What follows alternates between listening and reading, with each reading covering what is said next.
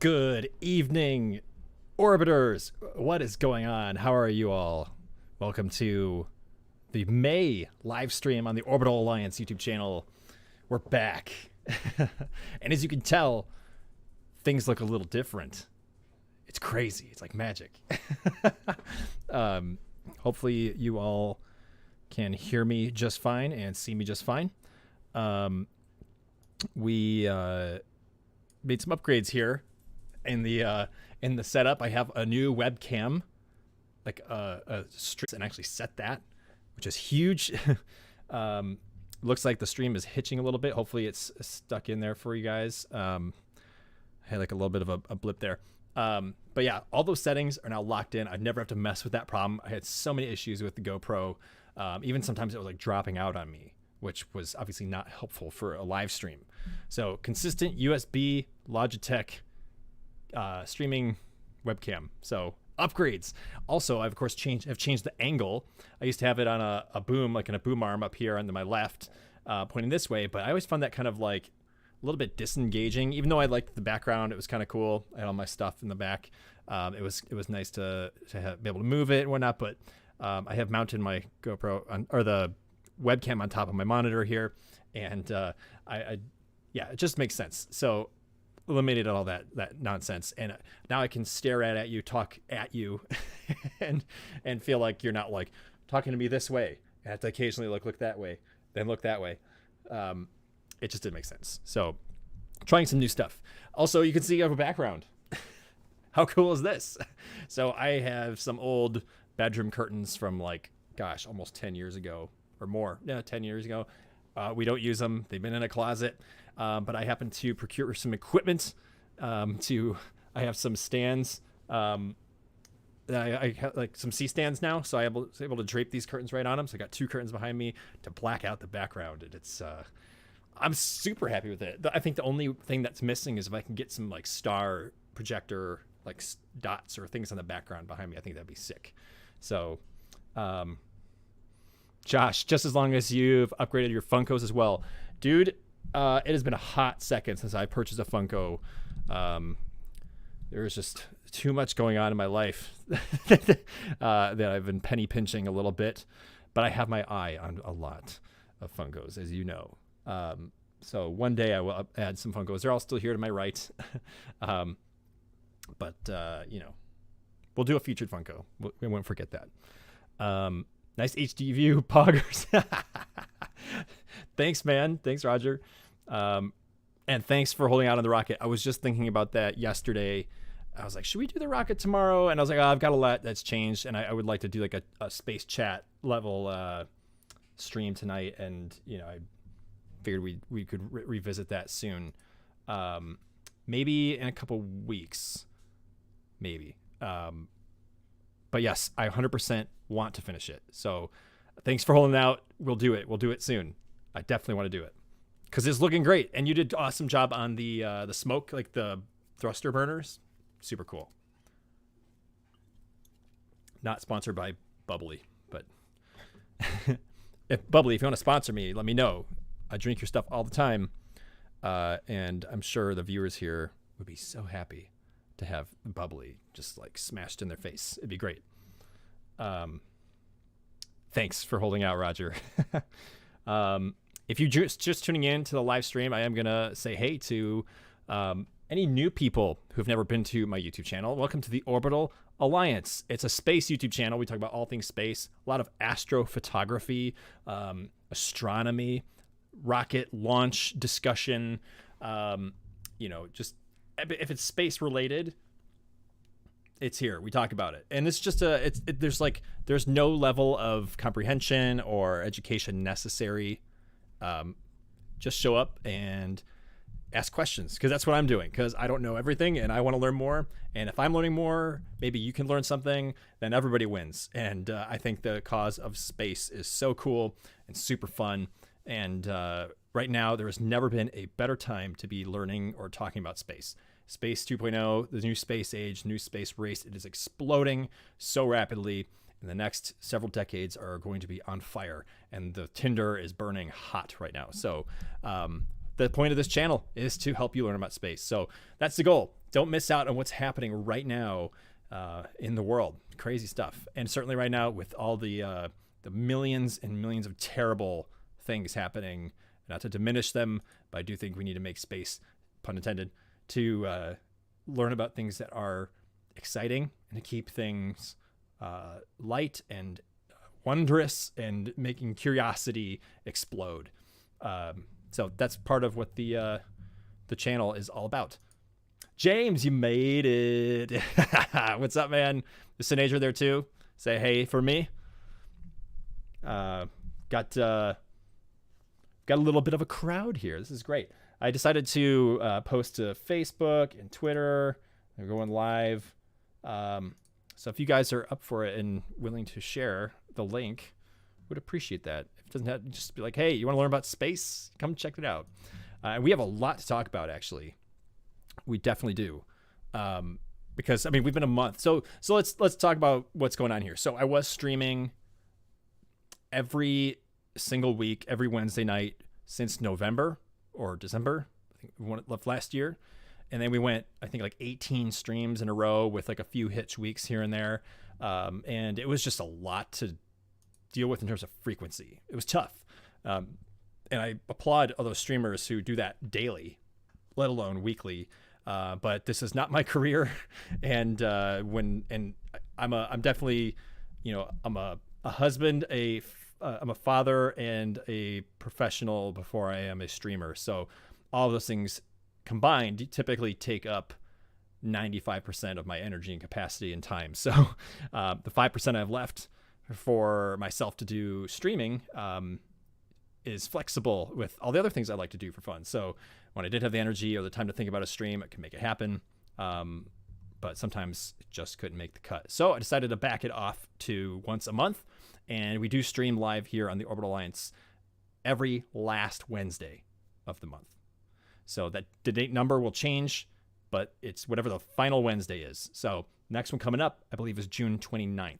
So put it on your calendars, ring the bell on the channel after you subscribe if you want to get a reminder. And every time I create a live stream, schedule it, I think you get a notification. And when I do go live, it definitely says the Orbital Alliance is live, and it gives you a notification, which is great. Yeah, so don't miss next month's. It will be basically every 4 weeks or so. But I think this is great because last time, it was like sometimes a struggle to come up with stuff to talk about. And we always seem to manage to do it because the discussion is always great. But I sometimes would like just like this huge pool of current events to pull from. And we definitely do. Space has been exploding and we gotta talk about it. So let me check in the chat. Okay, yeah, cool. You guys are both there together. You guys are awesome. Thank you both for hanging out tonight. James, I'm looking forward to popping some skulls in Halo later.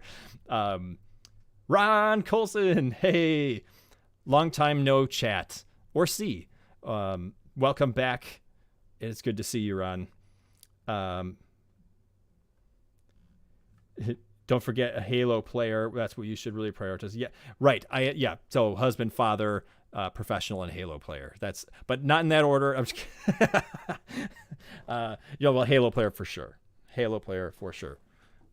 Which is why I think I want to make Master Chief my this is Halo Infinite Master Chief, my featured Funko of the month. I guess it's the month. It's not the week anymore. And again, I may have featured these again. I definitely have forgotten who's been featured. I've been asking you guys to keep a list of it because I just haven't done it yet. Master Chief featured Funko. Although with this new camera setup, I don't really have a good place to feature it. So he is going to hang out. Maybe I can just stick him right here and we'll just reference him every now and then. But if you missed that segment, you'll just kind of miss it. Sweet. So tonight's plan, it's 8:15 Central Time. And typically we go about an hour. And if the discussion is great and we're just launching into oblivion, we go longer, which is fine.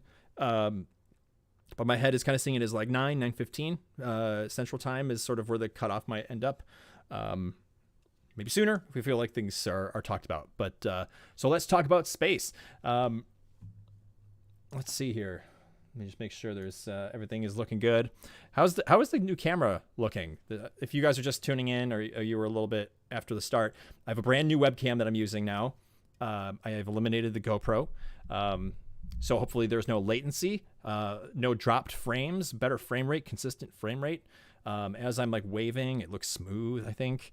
It looks good on my preview over here. I'm looking at YouTube. I've got it my own stream open here.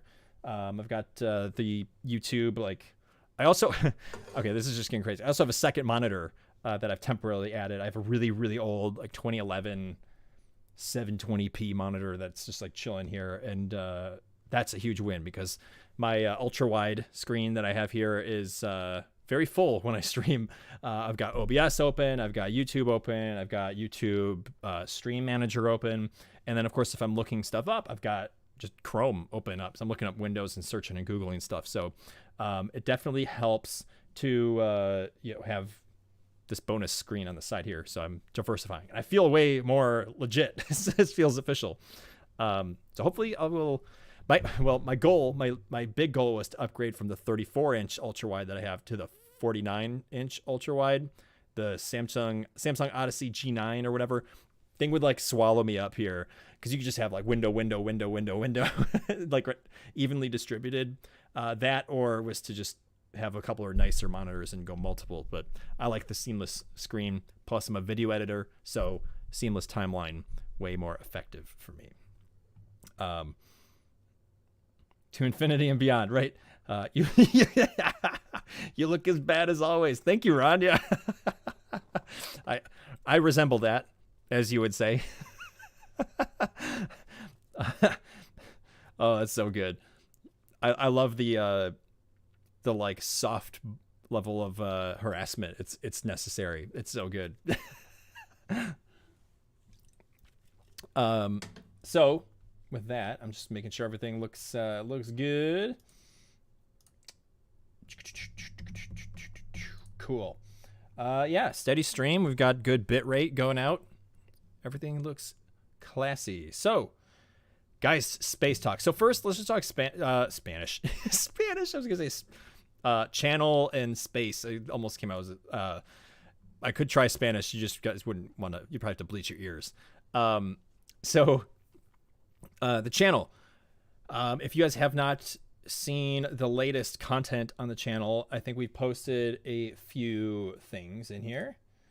One of which was the lunar eclipse that just happened 2.5 weeks ago. 1.5 weeks ago?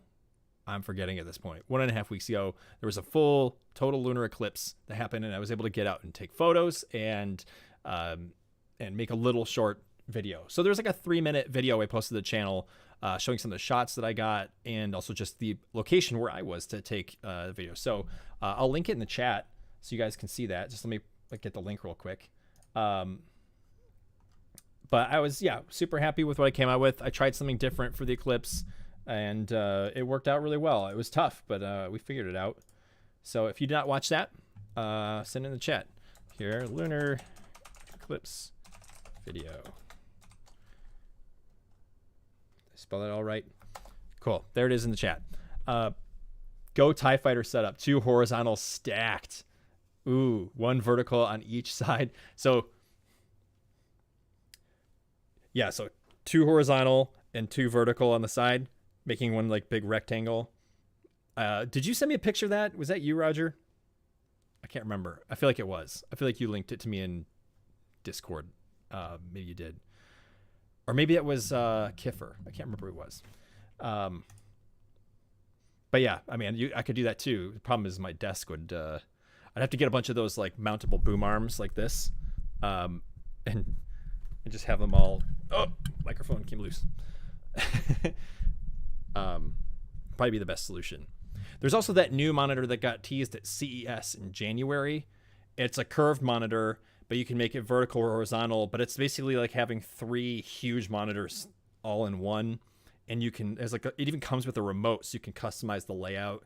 It's like super high res, super bright, HDR times 1,000,000. Well, all the settings, all the buzzwords, it's that. And I can't remember what it was. I want to say it was a Samsung monitor because they just seem to be like slaying it. But maybe it was LG. I don't remember. Let's see. So, So yeah, so on the channel we got that lunar eclipse video, just a short video. So be sure to check that out.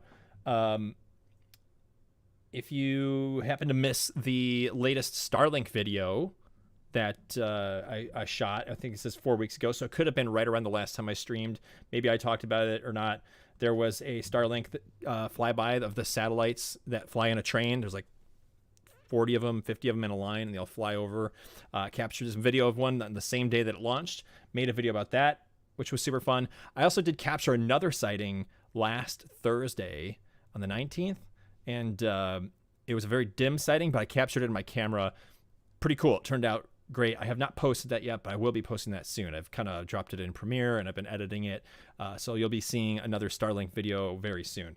And those seem to take off on the channel. Everybody loves Starlink because they're a marvel to look at. So be sure to check those out. And if you haven't seen the Starlink highlight reel that I did, I kind of did a best of my 2021 Starlink videos and made them into one viewable session without all the chatter and the talking that I do. So definitely view that. I'll link that one as well. Let me find it. Here it is. It's a 2-minute video. It's super short. But if you have not seen Starlink in real life, you guys need to see it. It's kind of challenging to figure out, but when you do get a chance to see one, you will not regret it. It is unlike anything you've ever seen. Imagine, like, you know when you see a plane like really high up, like you can't really see the details. You just know it's like this little shimmer of a reflection at night, or you see like the one little light, and it's just kind of going across the sky, like really slow, really high. Imagine like 50 of those in a row, just cruising along. It's the most eerie, creepy thing, and it instantly makes you think, dude, I am in the future. This is the future. There are things in space, and they're moving, and they're advanced, and they're making the world more advanced. You just feel it in your blood when you're watching it. It's so cool. So do not miss a chance to see it. And I'll explain a little bit more about that. And honestly, I really should just make a video explaining Starlink because it's tricky to find. Some of the apps that are out there are not always accurate. And some of the websites are tough to read if you're not really like into some of the data. Best of Starlink video. All right, there's another one. Yeah, be sure to check both those videos out. And yeah, there should be another Starlink coming on the way, another video. And to note on that, SpaceX has been continuing their really high launch rate frequency. I think they have a Falcon 9 rocket launch happening on an average of every 6.9 days, which is blisteringly fast for the space community, for commercial space, for anything to be launching rockets. It usually is weeks or months in between rocket launches, if there is any sort of cadence. But commercial industry, like I said, it is exploding, it is booming, and SpaceX is certainly taking the reins and running with it. And they're launching Starlink almost every week. So the best time to see Starlink is, honestly, in my opinion, in the first 5 days after a launch. The earlier, the better. Like same day, or day 2, 3, or 4, 5 if you're lucky. After that, they start reaching their higher orbit and angling themselves into a way that they like see how my hand is like really bright because it's reflecting a bunch of light. Like imagine if I turn it this way, like you wouldn't be able to see my hand as well, right? Like the palm of my hand, it's pretty dark. It's like that. Starlink orients, it gets like really far out, and it's like that. You just don't see as much of it. So then eventually it becomes virtually invisible. Unless you're looking through a telescope and you do a whole bunch of fancy stuff. Yeah, first couple of days, they're the brightest, they're the lowest that you can see them. But of course, right now, weather dependent. So we'll talk about that another time, but they're very cool. They are very, very cool to see. Cool. So what's been happening? Yeah. Oh, let's talk about this. Another channel thing coming up. I did tweet about this. So if you follow on Twitter, at Orbital Alliance YT, so like for YouTube, Orbital Alliance YouTube, I did tweet about this. I've been working on an interview that I shot. And I've been talking about this for a while. And if you're a veteran of the stream, you know that I have mentioned this quite a bit, that my plan was to start interviewing people for the channel. Eventually the goal is to do that over a live stream, but all that stuff is kind of tricky, and I have not quite figured it out yet. I have an idea in my head, but there's a lot that goes into it to make it work correctly the first time, and doing it live is like nail-bitingly challenging sometimes. There are probably some streamlined ways of doing it, and people can do that regularly, but I just haven't put in the time to really roll that out. So what I did was I pre-recorded an interview with somebody. His name is Sabi. He is the runner and owner of Space Station Guys, which is a web entity, a website, social media platform, moniker for him. He's one of the, in my opinion, he's one of the best International Space Station astrophotographers on planet Earth. He's certainly one of the most focused, and he's just one of the most friendly, positive guys on the internet, and certainly in space Twitter. He's just all about the passion behind astrophotography and space station photography, which is exactly what I'm into. So he and I have been twittering back and forth for probably the last 3, maybe even 4 years. And we comment on each other's stuff. We love to, discuss and talk about like, oh, cool, what's that you captured that time? Like, how is that different? Or like, way to go on that capture. Like, that was really hard. It's just, we just have had a lot of fun. And I said to myself, I just need to meet this guy. He is just too cool, and he's done a lot of great work. And I want to get to know the people that I'm interacting with on Twitter, because some of these space folk are doing things that I could never dream of doing, or doing things that I just have not made the attempt to do. And I think it's a great way to get to expand your mind and expand your craft by getting to meet the people who are doing it better than you. So Sabi is one of those people. He's Hungarian, and he lives in London in the UK. So he speaks English really well. And his name is very difficult to say in English if you're saying it in the Hungarian way. So if you're saying in English, his full name is Szabolcs, and it looks like Nagy is his last name. But I cannot pronounce his last name in Hungarian very well. He tried to teach it to me, and Sabi, I'm sorry that I have such a hard time saying it. I wanted to try to learn it so bad, but like even a 4-letter word in English in Hungarian is totally different. And he said to me that Hungarian is actually, I think, the 3rd hardest language in the world to learn, is what he said.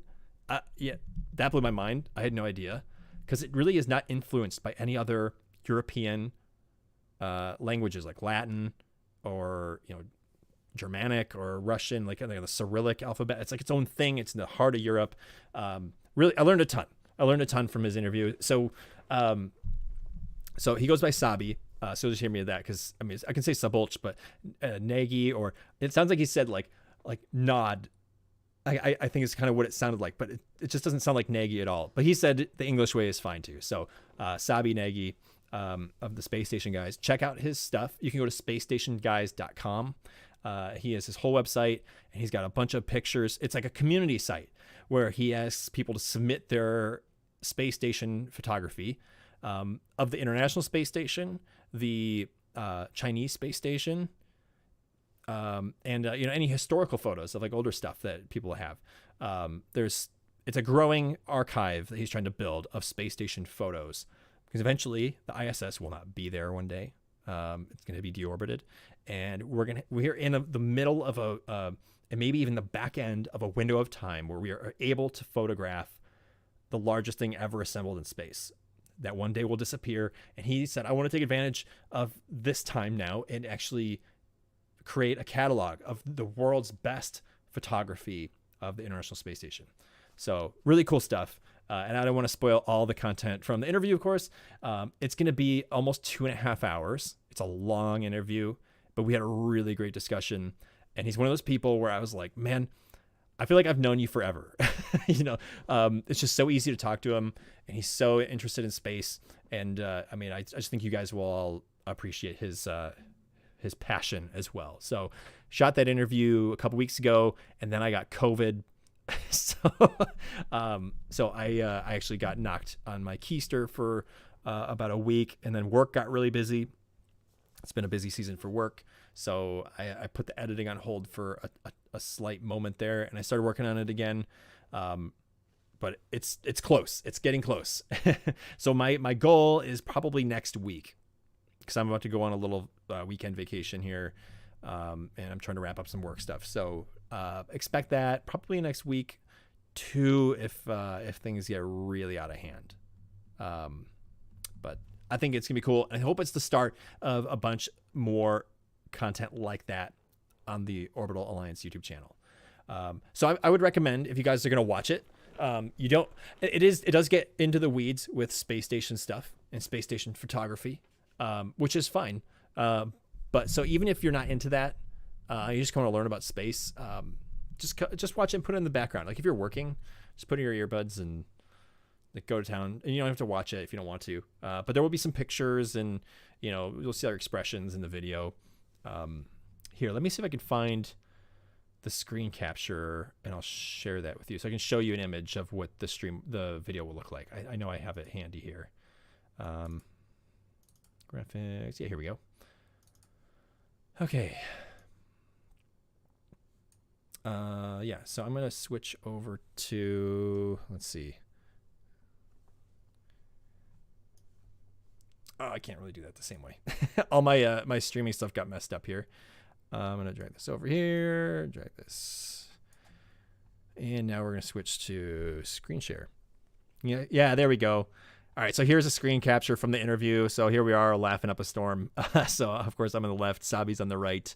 But this is what it will look like. I've created this layout, and it's like two of our like video streams side by side, and we just are talking up a storm about space station stuff and space, and even a little bit about him, like his life in Hungary, his life spending a year in the US, and then Holland, and then the UK. Dude's been around the world. It's been kind of cool to learn about that. So there you have it. So expect that coming soon.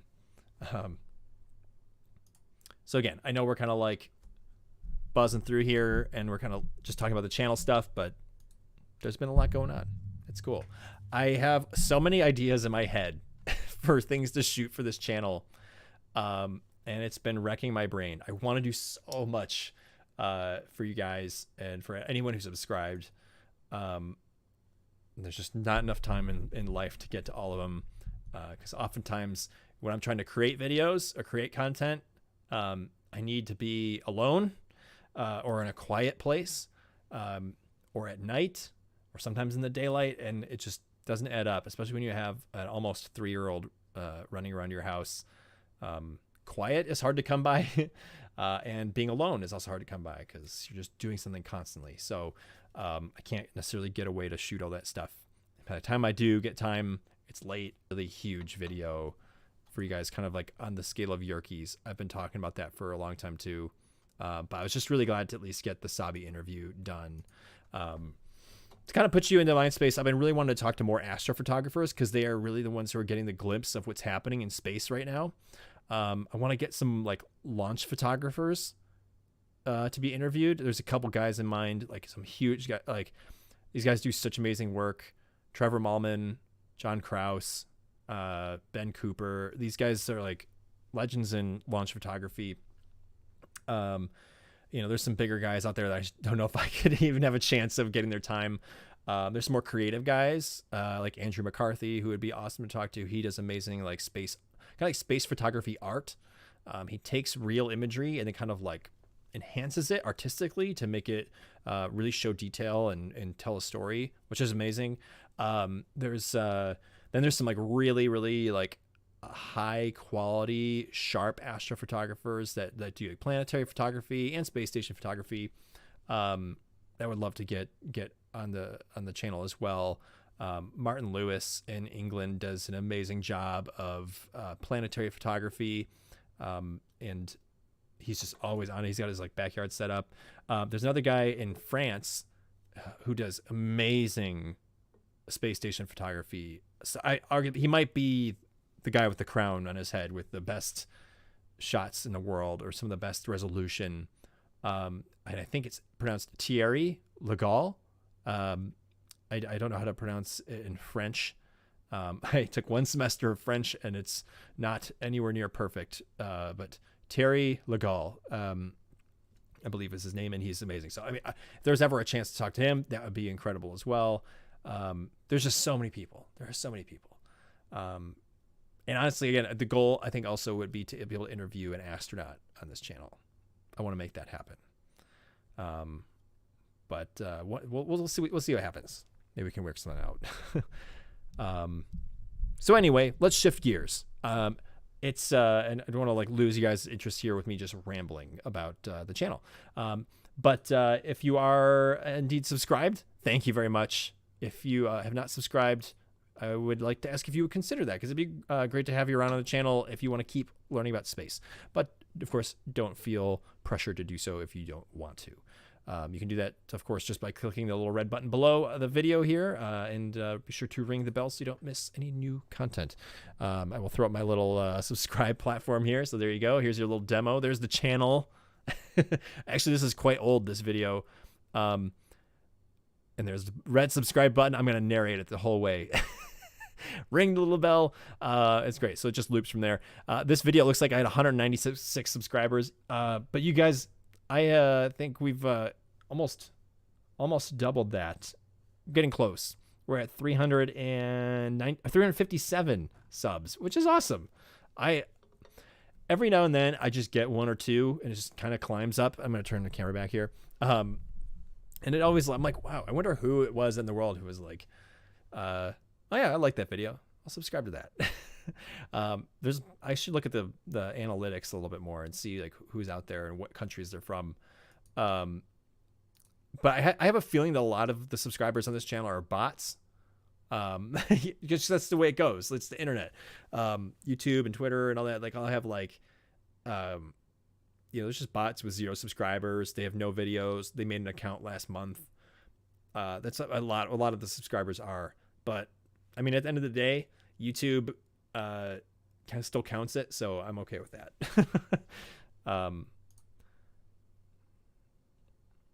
The goal should really be to interview William Shatner, who's technically an actual astronaut. Dude, you are right. The Shat. We should interview the Shat. That would be unbelievable. I may have mentioned this on the channel before. I think I did, but William Shatner kissed my mom on the cheek when she was a little girl. They went to Pheasant Run, which just burnt down, I think. Like legitimate. I think this place in suburban Illinois. Excuse me, I think I have hair in my mouth. That's gross. It just like lit on fire. But she went there with her dad when she was a kid. So this, you're talking like, gosh, probably the late 60s. And he had just come from some stage performance, and she was in line. They got to meet him, and like he was like covered in makeup, and my mom said she was like totally like thrown off by that. She's like, why is a man wearing makeup? This is weird. And then he gave her a kiss on the cheek and like sent her on her way. It was like a thing. So my mom was kissed by the Shat. Funny story there. Mom, if you're watching, thanks for the great story. Sometimes she tunes in to the stream. But gosh, I mean, yeah, his like monologue after going to space on a suborbital flight with Blue Origin, was that late last year, December? I can't remember when that was. Look up his monologue on YouTube. It was amazing. He got out of the capsule, and Jeff Bezos went up to talk to him, and he just went on this thing. He was like, he was so amazed about going to space. And this guy whose entire profession is to fake being in space, getting a chance to finally do it at like age 90 or whatever he is right now. I mean, what a dude. And he just seems really, really, really, really nice. The narrating is my favorite part. Was sorry, James, if I missed your timing there on the reference. Were you talking about just me narrating random junk? Or gosh, I have like a hair in my mouth. I can't get it out. Oh, it's disgusting. Oh, I got it. I need a drink. Oh, that was gross. That's the worst. Eyelashes getting in your eye. Hair is getting in your mouth. Ugh. Oh, during my subscribe video. Yeah. Yeah, okay. Thanks, man. You know, it's what we do. Got to sell it. Um, so, space news. Let's talk space news. Because, like I said, it's been a month. There's been a lot that's happened. We've talked about James Webb Space Telescope, the latest and greatest space telescope to be launched on Christmas of 2021. It's been undergoing its deployment into space. It takes a long time. It takes months to unfold because it's all like packed up, and it like unfolds electronically and mechanically in space. It's kind of like the size of a tennis court. I say tennis ball, just tennis court. It has like a solar shield and this giant mirror apparatus. It's a bunch of hexagonal shaped gold mirrors with like a kind of like, if you see a satellite dish on a roof, it's got like the bowl and like the little arm that like, like, so satellite TV comes from satellites in space. It shoots the beams down into the bowl. Your bowl captures it. It funnels it into a cone and pushes it back into that little arm. And that's what turns it into your cable, and your cable takes the signal to your TV. Imagine that, but like absolutely massive. So that's deployed successfully, and we've talked about that on the stream. They unfold it, and there's like 300 and some checks that they had to make. That like if any of these 300 processes fail, the telescope is like broken, scrapped. It's irreparable. You can't send someone out to get it. It's too far away. Like $10 billion project goes to waste. It performed flawlessly, and it's been undergoing calibration. So Josh, we should get Garrus on it because I'm sure he could calibrate that as well. That's a Mass Effect reference, but it's been undergoing calibration, and it's been bringing back very, very like preliminary imagery, showing stars that it's focusing on as a test. And they put them next to like the best infrared telescope imagery we've ever had. They put it side by side, and it is just like infinitely sharper, brighter, more detail. Excuse me. Just like it's already, and these are test images. These aren't even the real images. And this telescope takes photos in infrared, which is beyond the visible light wavelength. So your eyes see visible light. You cannot see infrared on the spectrum. So this telescope operates in that because it's just able to see through more things than usual invisible light. I think it also has X-ray on it too. Is that right? It's got multiple instruments, but Josh sending me Babylon Bee articles. I love it. So this thing is sending images back, and it's going to be starting official science this summer. So people and astronomers and institutes book time on this giant telescope that's in space, and they can tell it, it's like, hey, I want to like, I don't know exactly how many days or what. It's like, I would like to spend X amount of time of James Webb telescope looking at this corner of the sky and take imagery for that. Give me the imagery, and then it goes to somebody else. And then these people are getting these massively detailed and brand new images that you could never get before. Not with Hubble, not with Spitzer, not with any of the other like Kepler, any other telescopes that you can see out there. Chandra X-ray Observatory. I mean, all the big ones. It's just gonna be great. There's gonna be a tidal wave of amazing images. A tidal wave.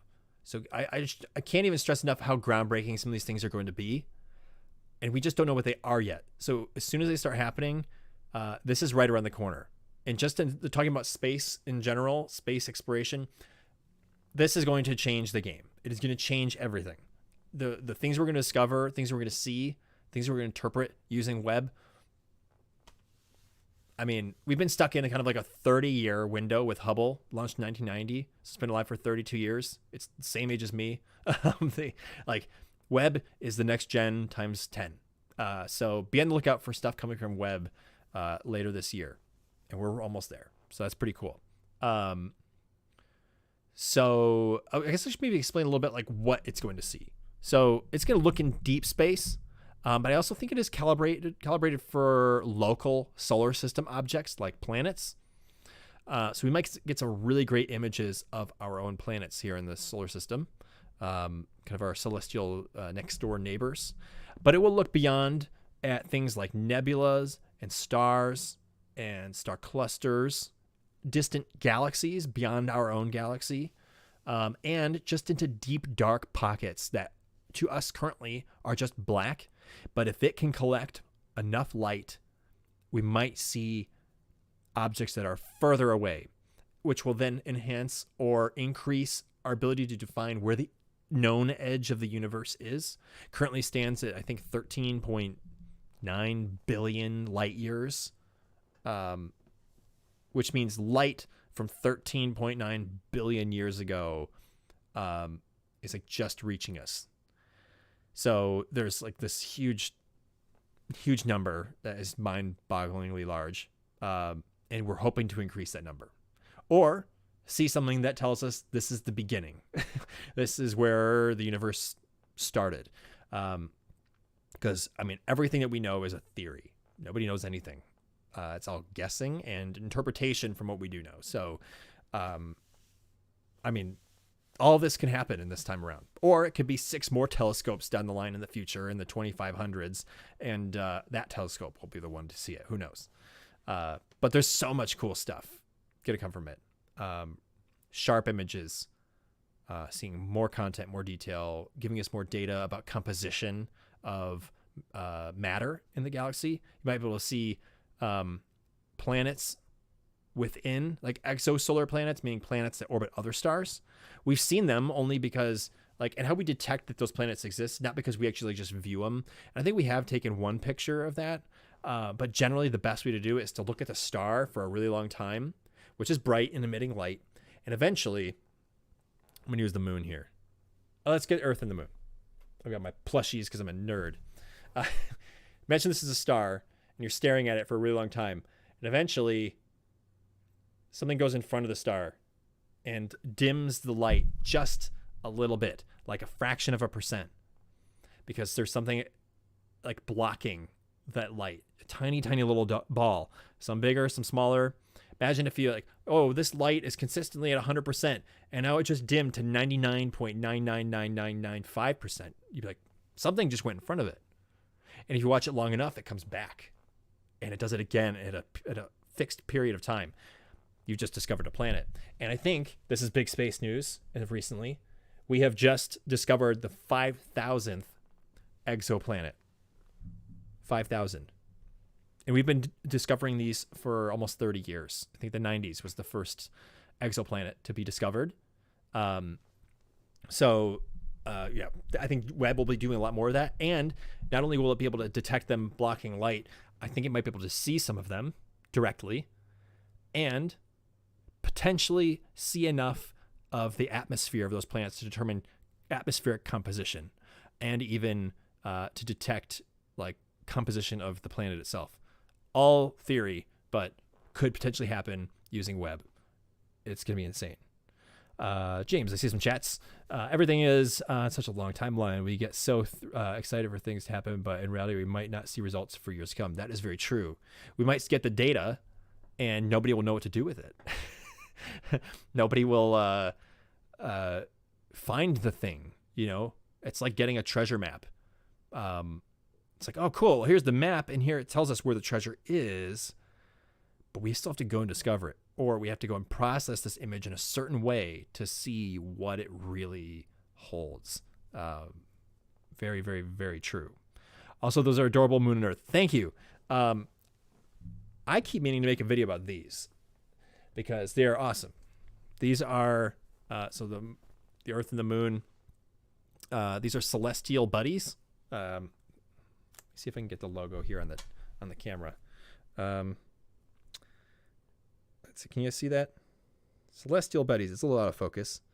Back in 2019, when SpaceX did Demo 1, which was their first uncrewed flight of the Crew Dragon capsule to the space station. It was the test to prove that this capsule could fly autonomously to the space station and back safely before they put humans on it. Every spaceship has what they call a zero-G indicator.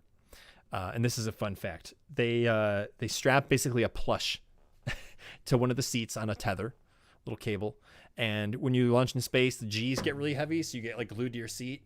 But when they cut the engines, they of course, like all the G's lift. Oh. And you're weightless when you get into space. Like all of a sudden you go from like several times Earth gravity's force, and you're like glued to your chair, like hard to lift your arm. And all of a sudden it's like, oh, you're weightless. And what would happen? What our way to tell when that happens than to watch a cute little plushie just like float by you, So SpaceX put this Earth as their zero-G indicator, and usually it's like a crew that gets to pick it. A lot of times, like astronauts who are parents will have their kids pick what the indicator is. It's like always something different. But this particular plush, the Earth from Celestial Buddies, was the one that was picked. Not the one that I have. I bought a different one. I just bought one from the store. But they put the exact same one. They picked the same one and sent it up. These were sold out for months because they were so popular, because they're super cute. Look at these. And my daughter loves it. She loves the Earth. I'm pretty sure she learned what the Earth was because of this. She knows what the Earth looks like because of this, even though she has no clue or can't even fathom like what space is. It's pretty cool. So they have this, and I've had this for a while. I got one like not long after the demo one launch. Like I said, they were super popular. But they also have a ton of others for all the planets. They have the moon, which I got this for Christmas this year. I think it was this year, 2021. My wife gave it to me for Christmas, which was perfect. And on the foot, it says moon. It says Earth on the Earth's foot too. But I was like, the Earth needs a buddy, and my daughter loves it too. So super fun. And, but they have all of them. They have the sun, and it's got like fuzzy hair. So it looks like, the solar flares and stuff. It's got like fuzzy hair. It's a little bit bigger. They have Mercury, Venus, Mars, Jupiter, Saturn, Neptune. They all got the features and the details that each of the planets have. They also have a comet, which is pretty cool. It's like also kind of fuzzy because the comets have a big tail. And I think they have Pluto as well, and it's got like a big heart because that like shape of the like the landscape kind of looks like a heart. They have another one too, I think. They're not that expensive, about a typical stuffed animal, but they're available. So if you got kids in your life, nieces, nephews, grandchildren, your own children, or if you're just an adult who likes toys and plushies like I do, you can buy them, and they're available on Celestial Buddies websites. Technically, the Earth is also an orbiter. That is true. We're orbiters on an orbiter. If that makes sense. Yeah, orbiting the sun at whatever blistering pace it is. Yeah, when I was at Kennedy Space Center in Florida, they actually have those in stock. When I was there last October, in the like merch shop, they had like a whole like bin thing full of Celestial Buddies, and I was like gonna get the moon actually, but it was physically just large enough that I could not fit it in my suitcase on the way back. I brought all my camera gear to that trip, so I literally jam-packed my whole bag on the way down. I was like, I can't even fit another piece of paper in these bags, let alone this. So I decided not to buy it. So Kayla jumped on it for me and hooked me up with the moon plush. So score one for that. We're talking about web. We were talking about, what else were we talking about for space? SpaceX has been launching a ton. They've been still waiting to launch the Starship, which is their brand new spaceship, which is supposed to be taking like 100 people at a time to the moon and Mars. It's a deep space thing. They're like prototypes are being built and have been tested. They've been waiting to do their first orbital test flight, which means launching it and having to go around the Earth and then landing it or attempting to land it or something. Or at least landing the booster. It's a brand new booster. It's huge. It's the biggest rocket ever made. They're testing it in Texas. Everyday Astronaut. You should check out him on YouTube. Tim Dodd is the host of that. He's got over 1 million. It's like 1.2 million subscribers. He's like the space YouTuber. He's just so good at what he does. And he has got to do an interview with Elon Musk, another one where he goes to Starbase, Texas, and watches the construction, asks questions about the construction of Starship. It's very in the weeds because I mean Elon and Tim like talk about all of the little nitty-gritty details about literal rocket science, and orbital mechanics and all that stuff. It's beyond my comprehension a lot of the time, but what little I do know, it's just fascinating to listen to. But it's literal future sci-fi happening in real life. So still waiting for that to happen. SpaceX has been, of course, launching Starlink satellites more and more, building up that network of small satellites. Ron, yeah, good point. They did launch Transporter 5 today, which was like a bunch of small satellites as well. I don't necessarily know much more about the payload, but they did launch this afternoon. So SpaceX launched today. Gosh, yeah. What else has been happening? Boeing, this is big news. So Boeing was also contracted alongside SpaceX to be the providers of launch vehicles to launch NASA astronauts to the space station. Because NASA retired the space shuttle in 2011. It's been taking long enough for them to be building Orion, their new craft. In the meantime, they said, let's hire other commercial companies to build us vehicles, and we'll train the astronauts on their vehicles, and then they'll send our people up. We'll pay them to do that. So they call it Commercial Crew. It's a commercial crew program. SpaceX has provided 4 commercial crew launches so far. Boeing has provided 0 because they've had a huge list of issues that has kept them from actually proving that their spacecraft, they call it the Starliner, from being flight ready. SpaceX had some small hitches, but fixed them really quick and got right back on and aced all the tests. Proven to be flight ready, has launched astronauts multiple times. Starliner had their first flight test and it failed like 2 years ago. It didn't reach orbit. And then they had a ton of fixes. They waited like a year. Then like, great, let's bring it out. They rolled it out to the launch pad. They're like, wait, nope, there's a problem. Bring it back. Several months go by. Finally, just like last week, they launched it. It went to the space station, not without its problems, but Starliner docked to the International Space Station successfully. It's been a couple days, and actually just a few hours ago, it came back, it deorbited, and it landed. So OFT 2, operational flight test 2, was a success. So they've proven that they can get a vehicle to the ISS successfully and back. That's check mark number 1. So Boeing, congratulations. Great job. I was rooting for you. I really wanted you to get back up there and to make it work. And I think the vehicle looks really cool. It looks different than Dragon, a little less futury, but it's like gray and blue. And I just think it looks really, really sharp. It's got a different kind of flair to it.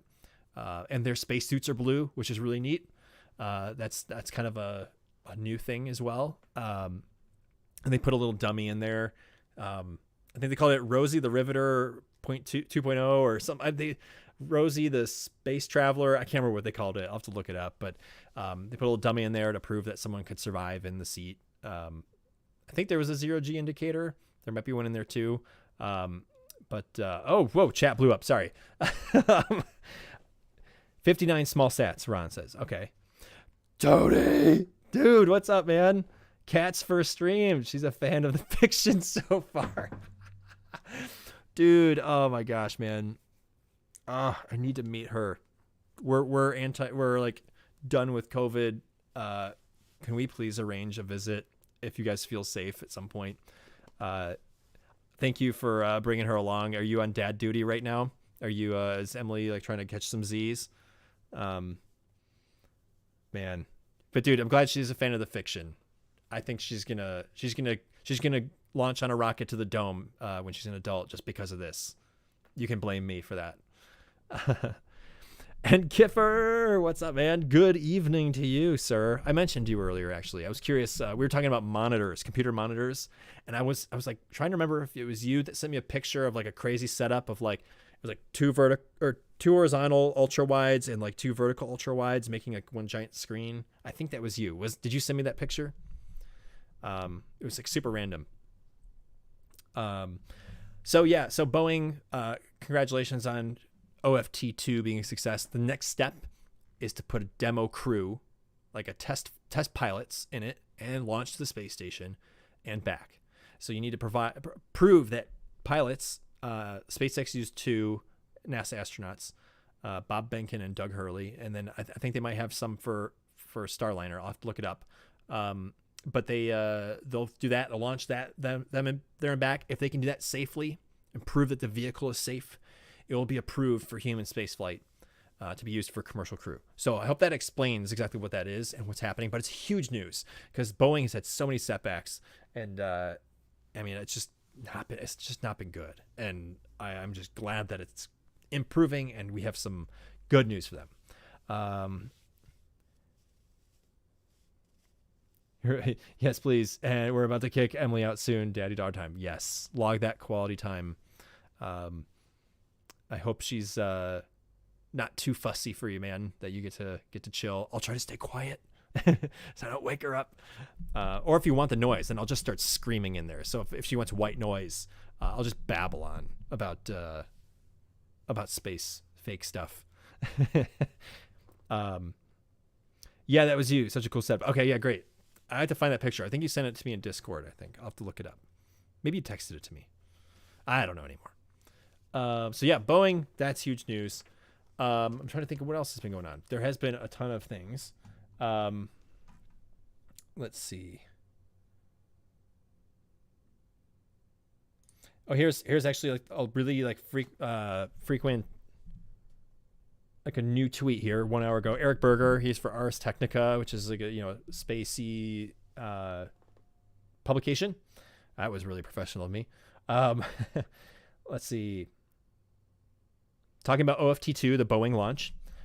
Just heard that Steve Stitch of NASA go over his opening statement. Says the entry, descent, and parachutes were all nominal on the landing, which landing was picture perfect.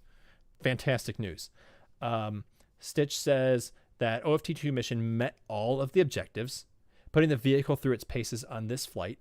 It's really the only way to prepare for a crew flight test, which I was talking about, which should be the next step.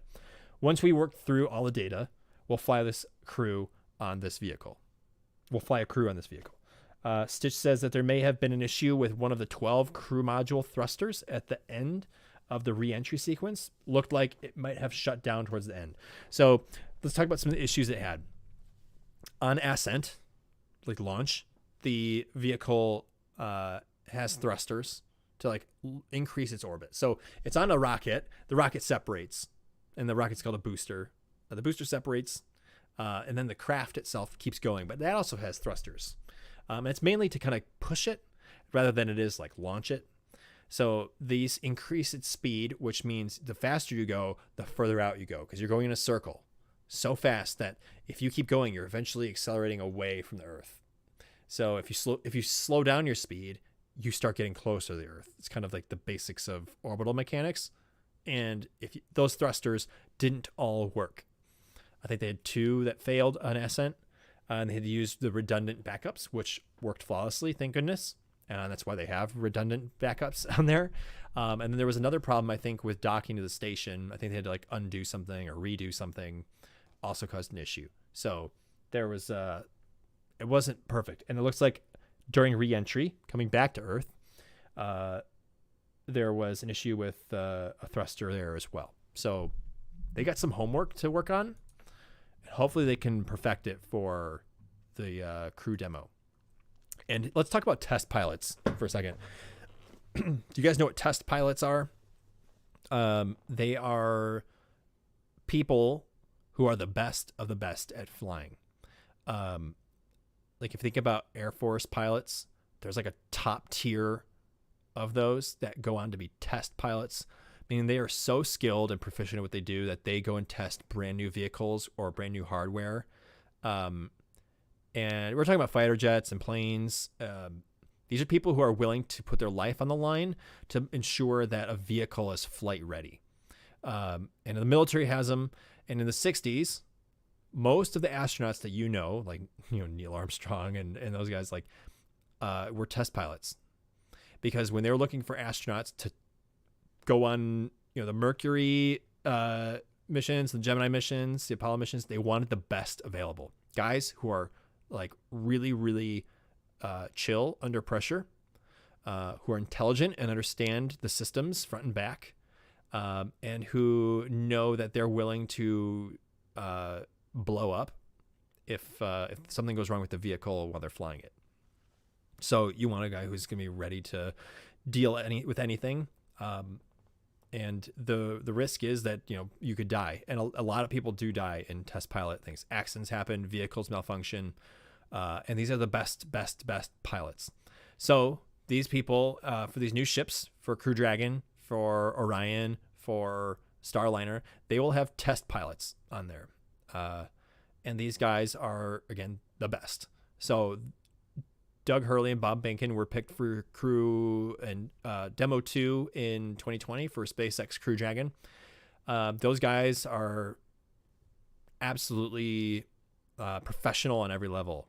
They're not there to just like cowboy it up and like, let's hope this works. Like they studied, they practiced, and studied and practiced some more.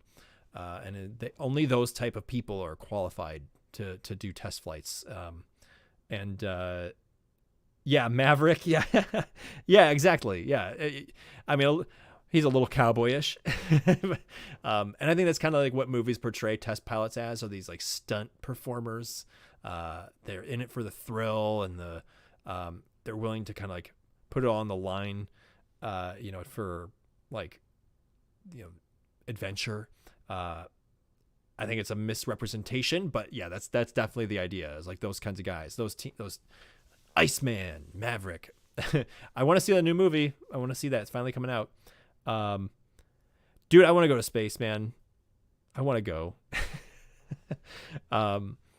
So if they're going to be picking astronauts, or if they have selected astronauts to be the test pilots for Starliner, those people, whoever they are going to be very, very intelligent, patient, and skilled astronauts. That's my 40 cents on that. Crazy stuff.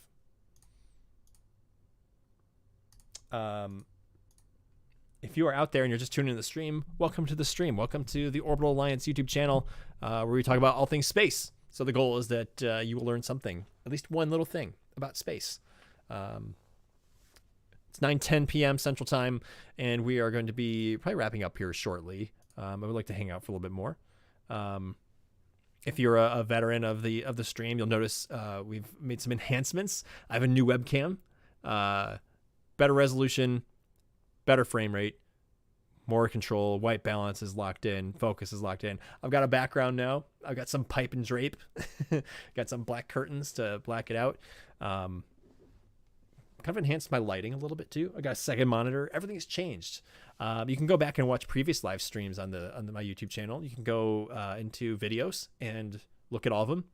This is live stream number 20 on the channel. So you can see 20 other streams, hours and hours and hours of me just blabbing. But think of them as podcasts. You can just kind of like listen in and learn about some stuff. You never know. We have some fun. Thanks, James. I appreciate it, man. I'm pretty happy with how this turned out. I mean, it's kind of one of those things where it's like if you like tilted the camera a little bit, you would see like behind the scenes. And I'm not going to do it because it ruins the illusion of this box that is like this magic black abyss that's behind me. But it's kind of funny.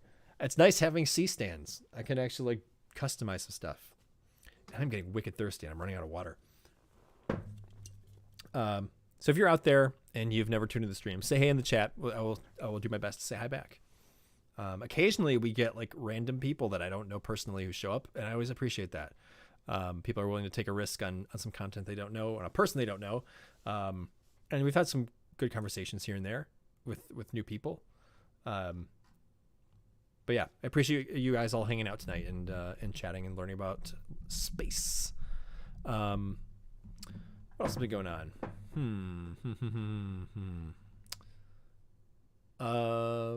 Space stuff. Let me look up here on Twitter. I mean, it's like SpaceX launch today and Starliner landing have been like the huge dominating forces. So I was mentioning about the interview with Sabi that I'm going to be posting soon. He had mentioned that he's going to be coming to the States in August to potentially see a SpaceX Falcon Heavy launch. And it's been years since there's been a Falcon Heavy launch. And he's going to go down to Florida, and he's going to go to Boca Chica, Texas, which is Starbase, where SpaceX is building the rockets. So I've taken it upon myself to make it a challenge to potentially go down to Florida to meet Sabi in person and to also see my first rocket launch. It also would be his first rocket launch. Excuse me, I keep burping. So hopefully that would be maybe something we can pull off in August. I don't know about Starbase. I don't know if I can pull that off, but going at least down to Florida to see Falcon Heavy. So Falcon Heavy is a giant rocket with 2 Falcon 9s stuck to it. So the stuff that launches every week right now, the Falcon 9s, like 2 of those literally just like mated to the center one. And when they separate on ascent, they both come back to land and they land vertically at the same time. Look up the videos of Falcon Heavy landings. I mean, it's insane. It's like landing 2 water towers right next to each other after launching them to space. Perfectly on the bullseye. It's like when they both come down and land perfectly and just stop. It's like, where did those come from? There's these water towers just came out of the sky and landed upright on rockets. Like, so I would love to see that in person. So they're launching Psyche, which I think is a probe or telescope. I can't remember exactly what it is. It's an asteroid. It's an asteroid thing. I think it's going to be a big mission. So maybe we can pull that off. Sling launch with video. Oh yeah. They'll like accelerator and it goes boo, it launches. Man, I still want to see that happen. Gosh, all the severe weather stuff. We had huge storms blowing through here today with tornado warnings. So my feed is also like blown up with that. Is this actually good quality? Let me show you guys Starliner that's like actually like returned. Can I do this? Is it gonna let me? Maybe it's not. This is not gonna work very well. Let's see. Sling. Are you asking about Sling, James? What is Sling? So every current rocket or thing that's in space was launched on a rocket, meaning it has like propellant launched on a rocket, meaning it has like propellant based vehicle that, you know, uses fuel, explosive fuel to launch things into space. Sling is like a new type of technology, and Ron told me about it at first. So he keeps holding me accountable to talk about it. I did see a little article. Yeah, it's like it's a giant accelerator that's kind of like a slingshot, is what he said in the chat. It's like a circle where they can put a satellite in there. People won't be on this. They can put a payload, which would normally go on top of a rocket, and they launch it with fire. There's no fuel. It basically is like a giant wheel that spins so fast, and then it has like a escape tunnel on the side of it. You know, like those like vacuums that you see on the floor in buildings that like custodians use to like dry wet floors or wet carpet. Those like tornado vacuums or hurricane vacuums. It's like that. It'll spin it and then launch it out of it because it's going so fast it'll just be able to fling it into orbit. So it's going to go through the atmosphere and actually like have enough height to where it can actually launch itself into orbit from there. Probably really dangerous at first. Possibly way more cost effective, and if they can nail it at the end of the day, will be way safer because you're not dealing with explosive propellants. However, I think there's probably several issues to work out with something that gyrates that fast and rotates. Who knows what that could do? Could you damage the payload? Could it spin out of control and explode there on the ground? I don't know. Crazy. And what if it goes into a crazy random direction and launches some object at humans? I don't know. Yeah, like a carnival ride. Do you guys remember? I think they all had different names, but that like UFO looking thing, you'd walk in and you'd go on the walls, and there's like these pads along the walls. The one I went to was called the Gravitron, as a kid, and they would spin it. There's a guy in the middle, and he's just kind of like operating a machine, and the whole thing spins. And you kind of get glued to the wall, and you can like try to get up, but like the pads on the wall are on like wheels, so they like slide up and down. It gets crazy. Yeah, kind of like that, except imagine just getting flung off of it. But it's a new technology, and I wonder how it will work out. It could be really neat. We never know.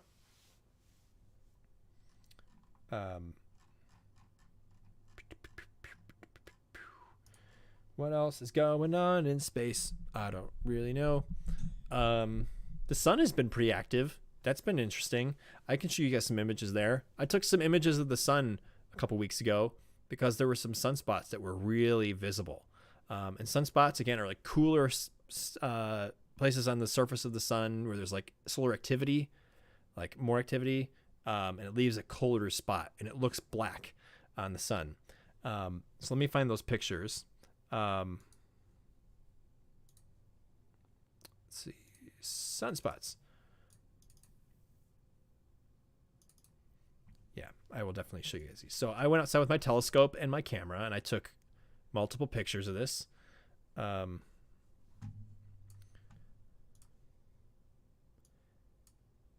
see if I can get this distribution here correct. All right, here we go. Nope, that's an old one. Go this way. Sorry about that. Can you guys see this? This is the sun. I have a solar filter that I put on my camera. And in this case, I used a 600 millimeter lens. It's a Sigma 150 to 600 lens. And you can of course see the sun. I don't know what devices you guys are watching this video on, but you can see detail in the sun. Like you can see atmospheric distortion on the edge, which is mainly Earth atmosphere. And you can see 1, 2, let me like go. Here's my little highlighter. 1, 2, 3, 4, 5, 6, 7, 8, 9, 10, 11, 12, 13, 14, 15, 16 little like visible areas of the sun, active areas. And this one looks particularly cool because it looks like a little comma or an apostrophe. This one right here. But these spots went through in a couple of days and they disappeared after that. They went around on the other side. And then I think there was some more activity recently. Oh, there's some smaller ones down here. Work. There we go. Like right down here. So let me show you some of the other images I got. Closer ones. This is from my telescope. Actually, the resolution does not look that much better. But you can see it. How about this one? Yeah, it's tough. It's tough to get good sharp images. But it's pretty neat. And like I said, it's just kind of like you got to have a good sunny day, throw a solar filter on your camera, telescope, take a few shots, and you get it. Here's what it looks like raw coming out of the camera. Black and white, and a lot more contrast. But you can kind of tell how it looks like this is a sphere. This is a ball of fire. This isn't like a 2D, image, like a 2D like subject. You can see there's some shading and like curvature to it, which is just nuts. It's pretty cool. Let me show you guys something else too. I also just took a space station long duration exposure the other night. Pretty happy with this. Can you guys see this? It's pretty dark. This is in my backyard. I pointed my camera straight up, 14 millimeter wide angle, and you can see all these super tall trees I have around the edge, like in my neighbors' yards. The big white line there is a 30-second exposure of the space station. So I let the exposure burn for 30 seconds, and it creates a line. It like smears across my sensor and creates a line. You can also see an airplane in the background going the other direction, making an X. It's pretty cool. You can know it's an airplane because there's little red and green dots every couple of pixels, which are the wing lights that blink like that. So that plane was at super high altitude, coming from the east going west because I had a couple other exposures showing me which direction it was moving. But I was really happy with this image. You also notice there's a big glow, really big glow in the upper part of the screen here. And that's the moon. The moon was almost full. This was the day before the lunar eclipse. So it was like highlighting the whole image. I thought it looked really cool. Any of the light you see on the tree is from the moon. So pretty neat. I did get some still. Let's see. Where did I see? Is this the... Can you guys see this? Oh, this is the raw video. Let me find. All right. This is the space station, a GIF of the space station that I got as it flew by with still images. So can you guys see that? That's the space station with my telescope. I recorded video, then exported all the videos as still frames, as pictures, and then I made a GIF, an animated GIF, and no, I won't say GIF, out of those images. And this was a not so great imaging session. A lot of times you'll get much more clear, but my telescope was all over the place. But you can see the modules, you can see the solar panels and the radiators, which are the white parts of the space station, which is cool. So that was some of the latest imagery I got a couple weeks ago. Pretty neat. I just love what's possible, you know. Let me throw it back here to my screen. Check into the chat here. Sorry. What are sunspots physically? So let me look up a definition because it will just be able to do a better job than I can. So like I said, it's like solar activity that leaves cooler spots on the sun. So it's like ejecting material. So the temperature of that surface like cools down, I think, and it leaves these like holes, cooler areas. So what are sunspots? Let's see. Darker, cooler areas of the surface of the sun in a region called the photosphere. The photosphere has a temperature of 5,800 degrees Kelvin, or in other words, in real English, it's stupid hot. Sunspots have a temperature of about 3,800 degrees Kelvin. So you're talking 2,000 degrees Kelvin cooler. They only look dark in comparison with the brighter and hotter regions in the photosphere around them. They're caused by interactions with the sun's magnetic field, which are not fully understood. But a sunspot is somewhat like a cap on a soda bottle. Shake it up, and you can generate a big eruption. Sunspots occur over regions of intense magnetic activity. And when the energy is released, solar flares and big storms called coronal mass ejections, or CMEs, erupt from sunspots. So it cools off and goes, and then it just kind of cools out. Like imagine the heat getting like sprayed away, and it leaves a cooler spot. Probably the best way to describe it. Hope that helps. If you have a special filter for your telescope, you're able to see those details. I do not have that one. It's a what's it called? I'm drawing a huge blank. Alpha filter, alpha telescope filter. What's it called? Hydrogen alpha. That's it. I was like, I'm totally blank. If you have a hydrogen alpha, it lets you like just see like the hydrogen layer, and you can see all those details on the sun. And I'll probably show you guys an Andrew Mccarthy image just really quick because he does some amazing solar photography.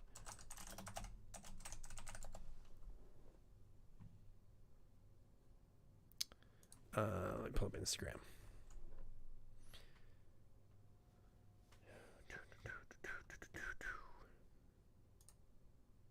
How are you guys doing tonight? Like, what's new with you guys?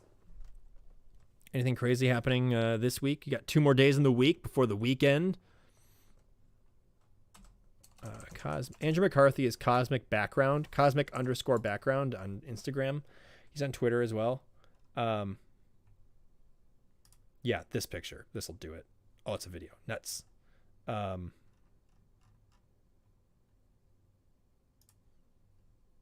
Andrew, I hope you're okay with me showing your image here. These are your images. These are not mine. These are Andrew McCarthy, Cosmic Background. Support his stuff. He sells art and pictures, his prints. So I'm going to show you this really quick. This is solar activity. These are coronal mass ejections, CMEs. solar flares more colloquially. This is Instagram. Those are those like eruptions, and hydrogen alpha filter will allow you to see these details. The actual like what looks like fire, kind of like plasma-y fire. Excuse me. And those big ones are where you'd find sunspots most likely. Cooler areas that have like ejected the material. They are very, very interesting to look at. Very captivating. But here's his other stuff on Instagram. He's got a lot of moon stuff. He's done some space station stuff. He's got galaxies. Like I said, he kind of makes art. He takes his imagery and enhances it so that it looks a little bit more artistic, or tries to make a point. Like, look at this moon photo. He's taken pictures of the moon at like every phase, and he's like put them all together in a cool composite to just kind of illustrate what the moon goes through every month. I mean, stunning stuff. Here's another picture of the sun that he's done. I mean, the dude is brilliant. He does some great work, and it's in he takes a ton of video, which means a ton of frames, which you can also call images, or so he's got 50,000 images to create this composite of the sun. Super high res, whatever the math is on that. I don't know what the megapixels are, but he does great stuff. So look up Andrew Mccarthy.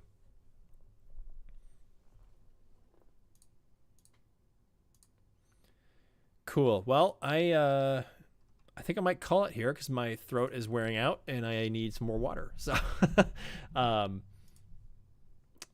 let's think about what's coming up next.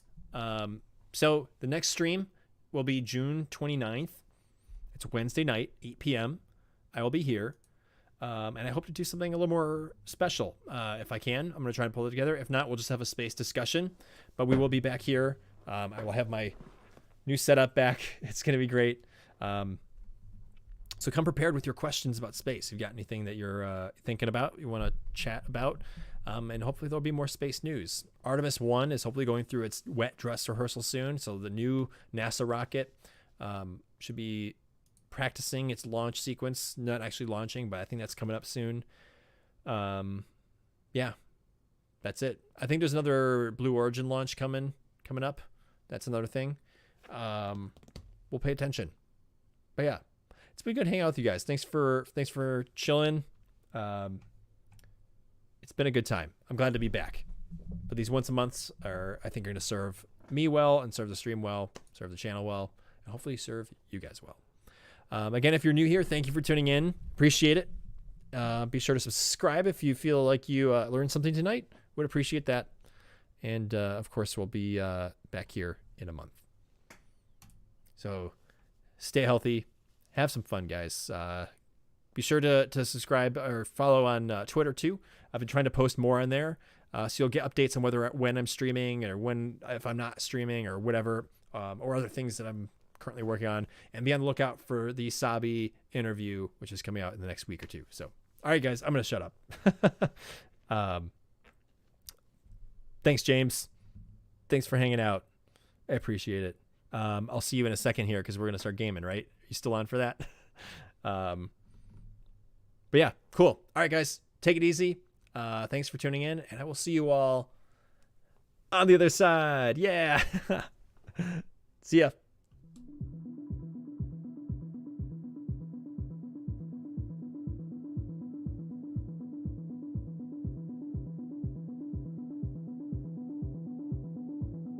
And I will see you all on the other side. Yeah.